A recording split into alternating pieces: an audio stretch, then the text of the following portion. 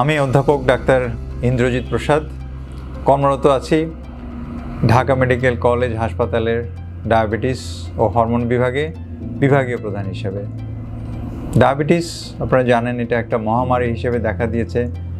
বাংলাদেশে প্রায় 1,31,00,000 মানুষ অফিসিয়ালি ডায়াবেটিসে আক্রান্ত, এর থেকে বেশি হতে পারে।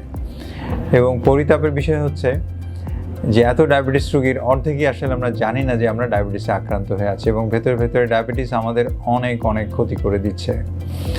তো ডায়াবেটিসের যে অপকারিতা সেটা বলার আগে আমি বলতে চাই যে সমস্ত জটিলতাই কিন্তু প্রতিরোধযোগ্য, এবং সুচিকিৎসার মাধ্যমে কিন্তু ডায়াবেটিসের যত অঙ্গহানির কথা আপনারা শুনে থাকেন প্রত্যেকটারই কিন্তু প্রতিরোধ সম্ভব। কিন্তু ল্যাবেডের অঙ্গ প্রতিষ্ঠান লাইফ প্লাস বাংলাদেশ অ্যাপ নিয়ে এসছে ডায়াবেটিস কেয়ার।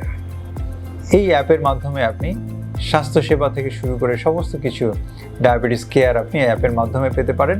তো আমরা এই অ্যাপের সর্বাঙ্গীন সাফল্য কামনা করি